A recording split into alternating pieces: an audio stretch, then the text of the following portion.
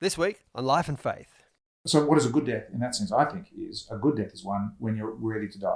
Or not, you could even put that more strongly and say, it really is one of the core central purposes of being a grown-up person, that your death doesn't come as some kind of weird surprise to you. And I cannot tell you the number of old people that I meet and talk with who are surprised by the reality of death. We have entered into an amusing ourselves to death moment in history. It doesn't make sense to me. If there is God, God's supposed to be free. I was 100% sure that I was sacrificing on the altar of truth my only chance for happiness in this world. Miracles don't necessarily change anybody's mind. They just get their attention. And so I had to run with my child on my back, the Easter army coming behind us. I said, gee, Uncle George, this is luxurious for a communist. Son, he said, nothing's too good for the worker, nothing.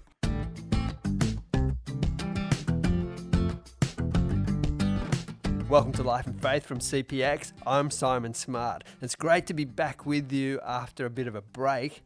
And this term, we're certainly not dodging the difficult conversations.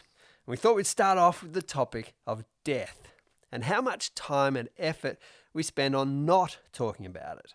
Natasha Moore brings us this story. Here she is. For more than a year, I had this app on my phone. It's called We Croak. The idea for We Croak came out of meditation practice, actually. Death contemplation practice is actually very old. People have been doing it for thousands of years.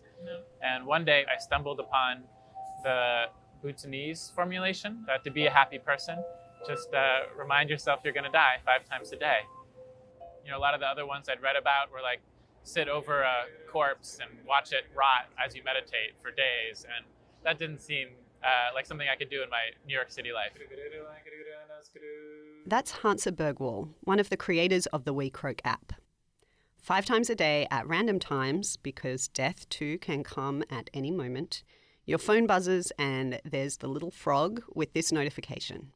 Don't forget, you're going to die. Sometimes, of course, you're like, yeah, go away, I need to write this email. But sometimes it did give me pause. It did pull me up short in the middle of angsting about something that really was unimportant, or refocus me for some task that I think matters but was kind of procrastinating over. For lots of us, it's possible lots of the time to ignore death. We've arranged our society to compartmentalize death, to hand it over to the professionals. Most people used to die at home. Now, most people die in hospitals. We have outsourced this fundamental piece of the puzzle of human life. What is lost when we put death out of sight and therefore, so much of the time, out of mind? I thought I'd speak to the professionals. My name is Ranjana Srivastava, and I am a medical oncologist, which is a cancer specialist.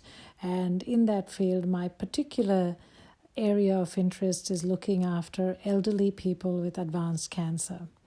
Apart from being an oncologist, I'm also a columnist for the Guardian newspaper. Ranjana sees a lot of death.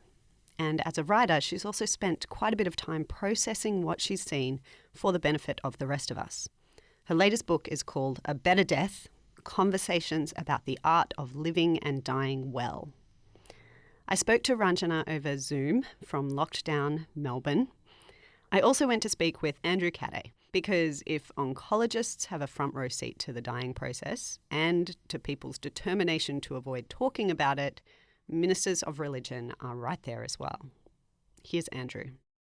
So one of the occupational hazards of being a minister is from time to time you get asked to do funerals by people who have a historic connection to the church building, usually, in one form or another. And so you don't know the family, you don't know the people, you're the only person that doesn't know anyone at the funeral. But you do it. You try and just minister to people that are in obviously a situation of sadness. In this case, the person who died was a policeman. The funeral was half police and half bikies, because that's who you mix with when you're a cop. It was just a really remarkable experience. I gave a sermon, and the sermon text or passage from the Bible that I used just is a pretty frank text. There's no punches pulled. It just says it like it is, and how hard it is to walk through the valley of the shadow of death. And what hope or what comfort can we have when that's the case? Anyway, a couple of days later, I got a phone call from someone, which is great, who just saying, the brother of the policeman, just saying thanks for the funeral, and he had a bit of feedback, and feedback's great. I think it's very important to be open to feedback. And he said, look, I was talking with some of the policemen afterwards, the police, and they just thought you talked a little bit too much about death, which I said, pardon? And he said, yeah, we thought there was probably just a bit too much about death. And then he paused a little bit and said, though probably you should talk about death at a funeral. And he was kind of caught. He was just a bit trapped and he didn't quite know what to think. And I just found it a really interesting thing that we're so just bad at facing the reality of death that even at a funeral to talk about death was regarded as slightly bad form. Andrew thinks that when we stop talking and thinking about death, that's a problem for us as humans and as a culture. Ranjana agrees. In this conversation, I ask her about what dying is actually like and what it means to do that better or worse. She describes what she's seen religion do for people or fail to do for people at the end, and offers us some advice on the practical business of dying. What we are missing when we compartmentalize death is a contemplation, is an opportunity to contemplate our own mortality. And I think that's really important. It's important to living well and living with purpose, and it's also important to dying well. So one of the problems that I see now is that, especially in a country with good resources, with good healthcare resources, with a population that's increasingly living longer, people can get to their 40s and 50s or even older and actually not have witnessed death. And it has profound consequences for how we behave when we finally encounter mortality, either of somebody we love dearly or our own. It feels as though, we think that there's such a thing as living a good life or a less good life, but we talk about something like grief and say, there's no right way to grieve. However you grieve is right for you. And with death, I wonder, like you talk about a better death and how we can die well or less well. Does that seem a bit like, is it not just the way you do it is the way you do it? What does it mean to be able to die better? Yeah, and I suppose that would be a question that would strike many people who have seldom encountered death or for whom they're having their first experience of watching someone dying. But having watched countless people die, I do think that there are ways that you can make the end more peaceful for yourself and for those you love. And some of the things that led me to write my book, A Better Death, is really about those encounters that I have had where I think, wow, someone has actually made this universally difficult and sad process relieving in a way, or good, or, I wouldn't go so far as saying pleasant, but certainly better. And I think, those are sort of some of the qualities I talk about, personal qualities of things like forgiveness or equanimity, having nurtured relationships during their life and how it comes back to kind of give back to them at a good time, at a difficult time. So I do think that there are better ways of dying. Can you tell me about one or two of your patients where you've seen what this better death looks like? Yeah, so the person who comes to mind immediately is a young woman who was dying of advanced cancer. And what really struck me about her situation, obviously, was that she was tragically young. She had young children. And I think, her only goal in life had been to be a mother. She was a very contented wife and mother. And it seemed like such a simple and happy goal to have. And even then, she was going to lose that and she was going to die. And especially when you meet young people who are dying, you expect a lot of resistance, you expect bitterness. And one of the things that really blew me away about this patient is her equanimity and her acceptance. And one day when it seemed as if all I ever did was give her bad news, I sort of looked at her and I said, I am so sorry that this is happening to you. And she said, oh, don't be sorry. It happens to everyone. My time just came earlier. And I felt that remarkable way of contemplating her mortality, and I watched how it made things easier for her husband, for her children, for her entire family. I mean, her grandmother was still alive when she died. And she really helped her entire family accept that death is a part of life. It was happening earlier, but it was inevitable. And I ended up attending her funeral, and one of the things that struck me about her funeral is, again, the atmosphere of calm and acceptance that was there. And I think it was genuine because she had spent a lot of the last months of her life preparing herself and preparing her family for that. And I really, it's something I will never forget. Do you have the sense that the capacity to do that isn't something you can just decide on or switch on when you get the kind of news that you as an oncologist often have to give people? Does that come from the breadth of a life lived and the ways that you've lived it? Where does that capacity come from? Yeah, that's an excellent question. And I wonder about that a lot because sometimes people think that the longer you live and the more life experiences you have, the more informed you are. And presumably you have watched people live and die differently. And so when you are young, you don't have those accumulated experiences.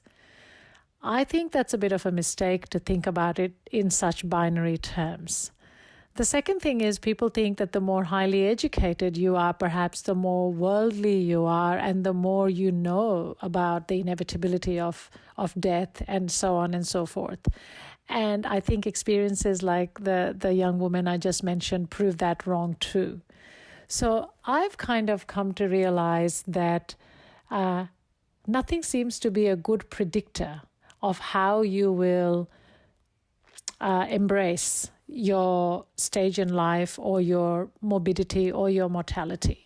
There are highly educated people and very successful people who have a very difficult time accepting that they're dying. And then there are people who have difficult lives and who have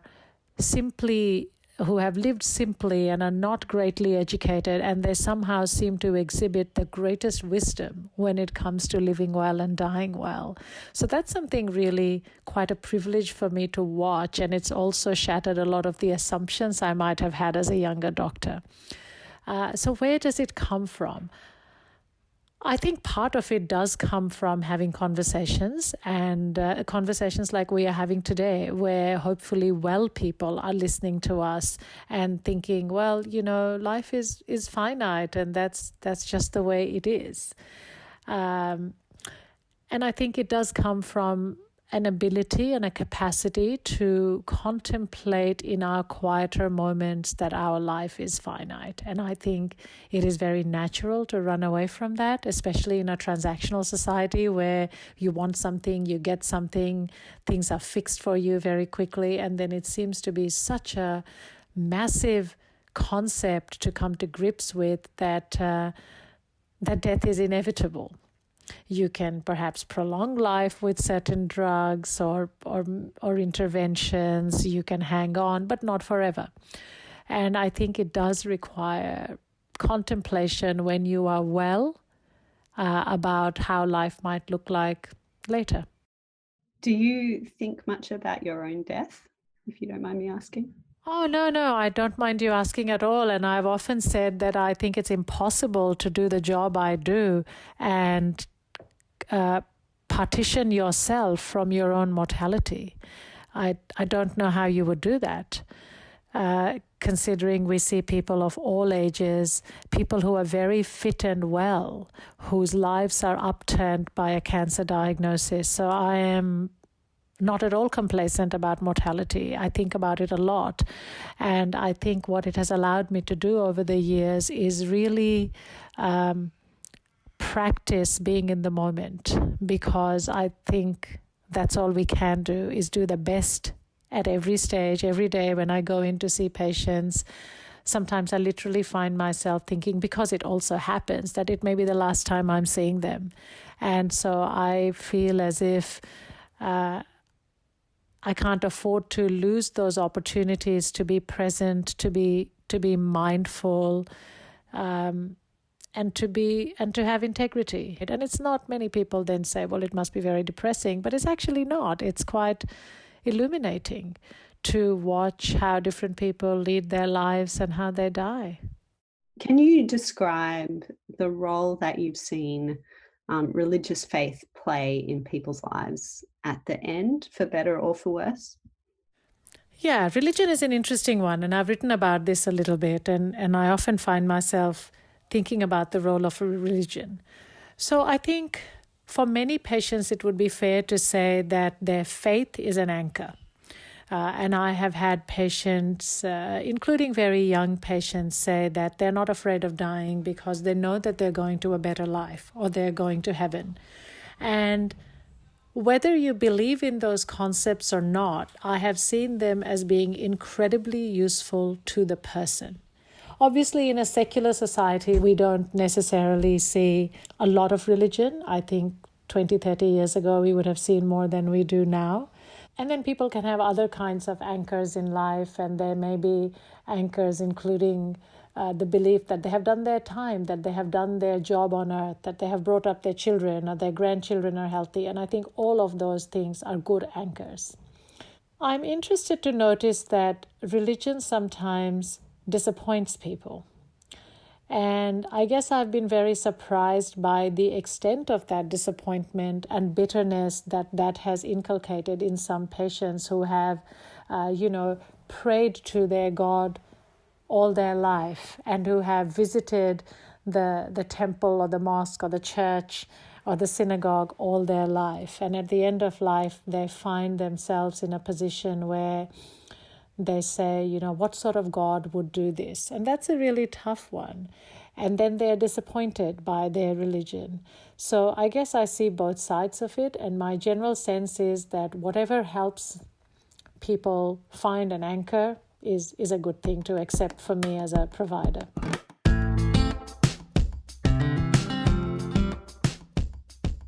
This is Life and Faith, and Natasha is speaking with oncologist and writer Ranjana Srivastava about the unpopular topic of death.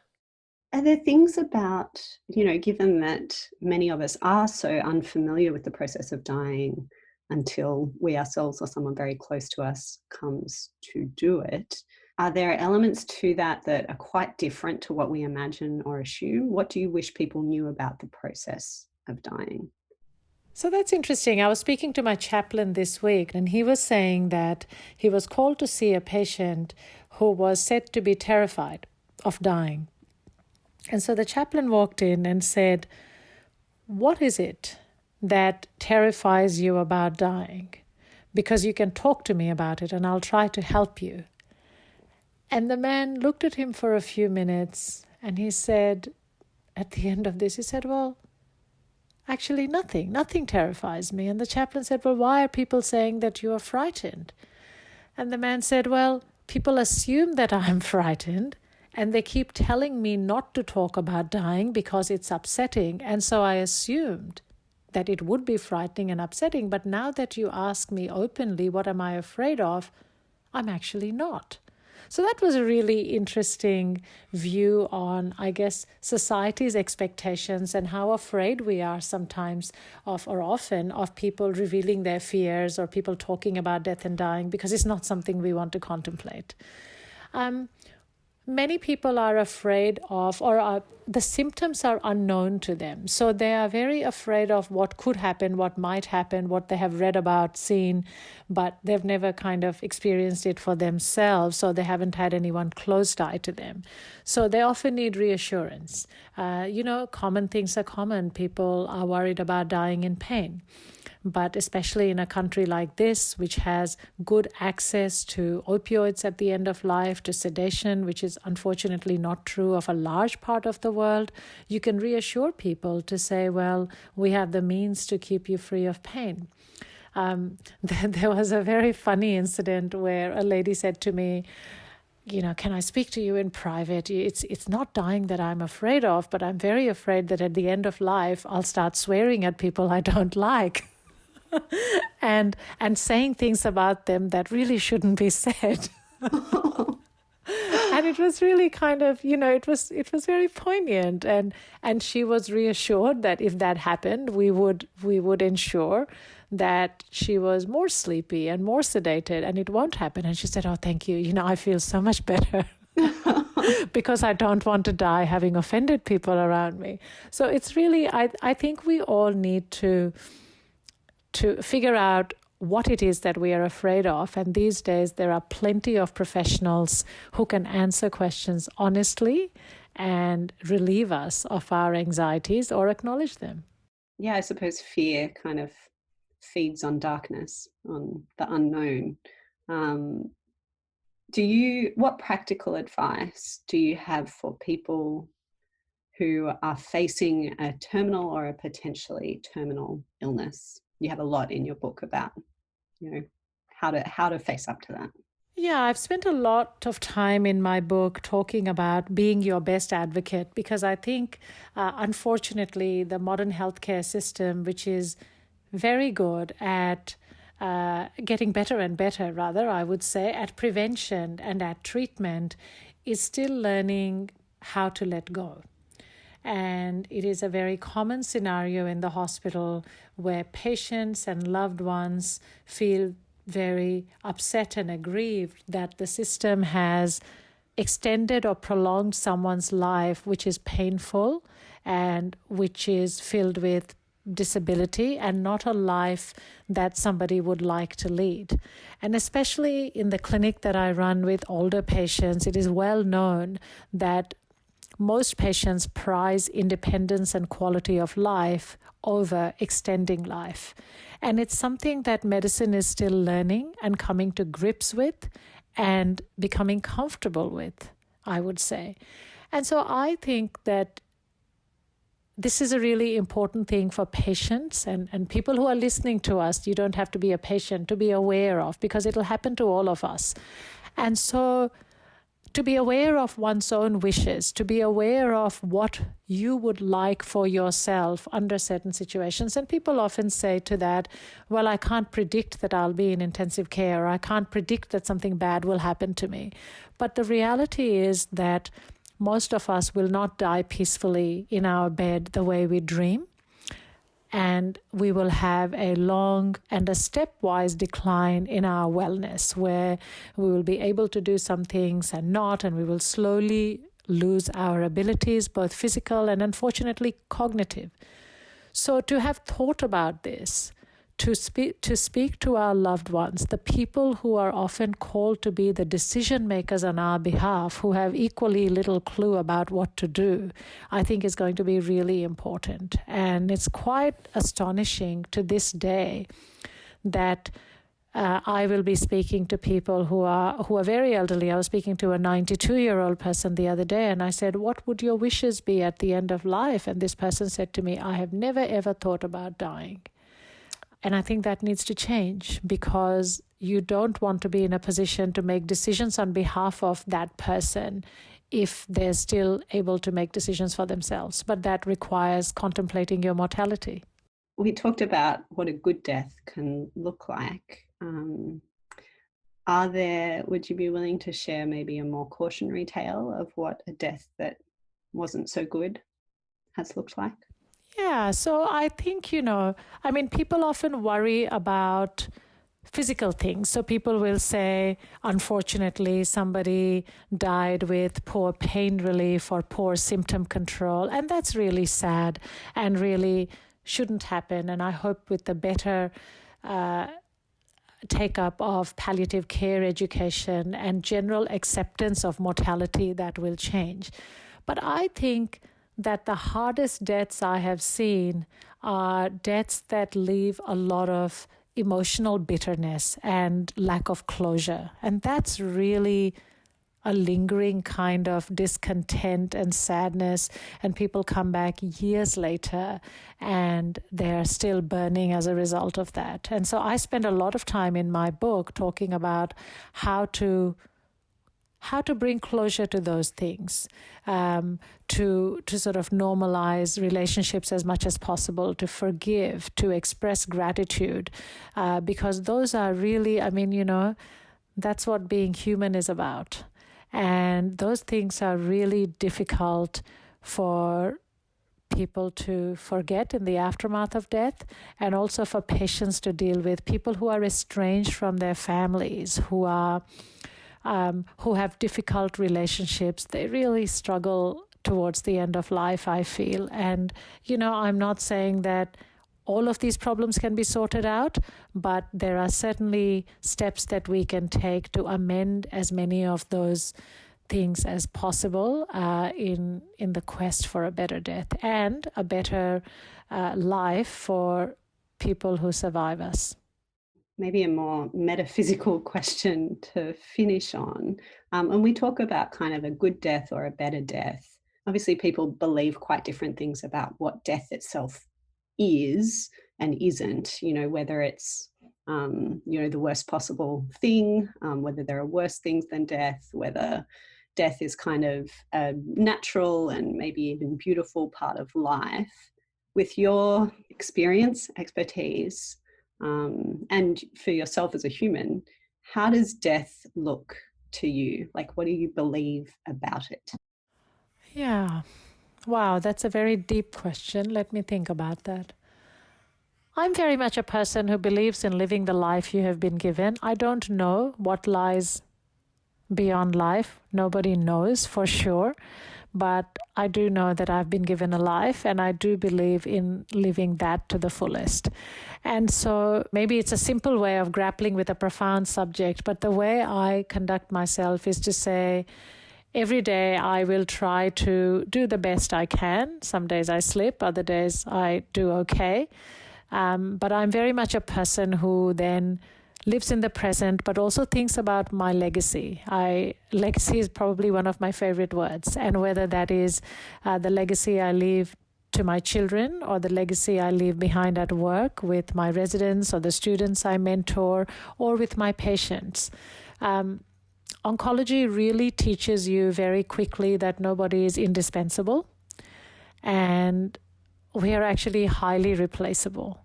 And so that can be frightening in one sense, but it's also very liberating in another. And I have tried to imbibe that lesson in my own life.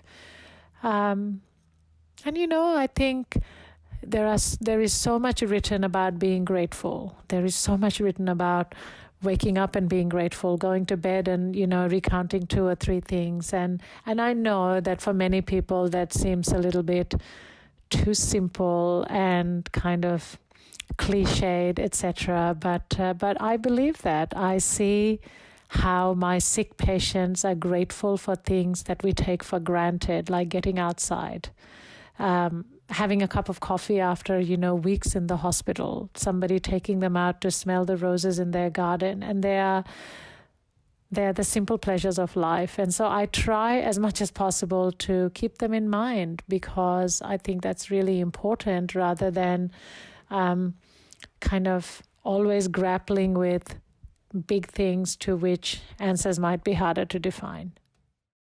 If ever there was a time to think about your own death, or to stop not thinking about your own death, 2020, the plague year, seems like an optimal time for it. Both Ranjana, from a medical perspective, and Andrew, from a Christian faith perspective, urge us to contemplate our mortality while we can.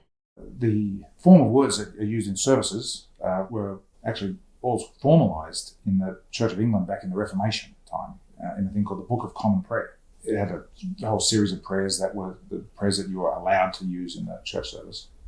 And one of the prayers was, "From a sudden death, good Lord, preserve us." From a sudden death, good Lord, preserve us. Whereas I think pretty much everyone else, certainly these days, will say, a sudden death, please give me. A massive heart attack in my sleep, which I can't even feel, would be fine. But there's a sense behind this, which is if you have the view that there is the living and true God, and that death is the moment at which you meet that God and at some level or other give an accounting for your life, then it makes sense to be prepared for your death, to actually be ready to die, to be at peace with that God as and when you die. And so the idea of a sudden death is that you may well not be ready. You might not have gotten yourself organised or made amends with someone that you need to make amends with or whatever it might be. And so the sense there is that it's worth being ready. So what is a good death in that sense, I think, is a good death is one when you're ready to die. Or not, you could even put that more strongly and say it really is one of the core central purposes of being a grown-up person, that your death doesn't come as some kind of weird surprise to you. And I cannot tell you the number of old people that I meet and talk with who are surprised by the reality of death.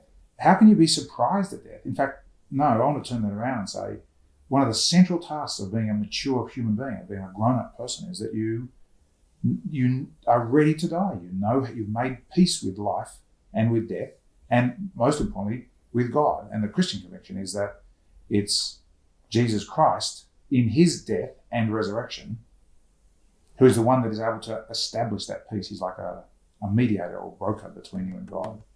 But very few people, I think, are actually ready to die.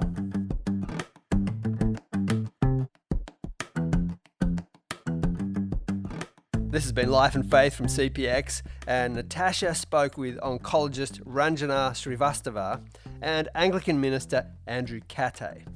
Ranjana's book, or one of her books, she's written several, is A Better Death, Conversations about the Art of Living and Dying Well. And the app Natasha talked about at the start, if you feel like maybe what you need in your life is a reminder 5 times a day that you're going to die, that app was called We Croak. Next week.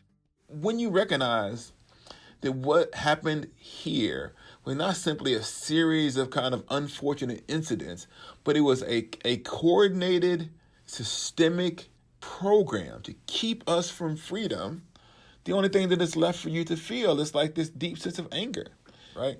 If there is no God and there is no kind of transcendent moral norm, well, let's just get revenge, right? Why not? Why not get revenge? Why not burn the thing to the ground?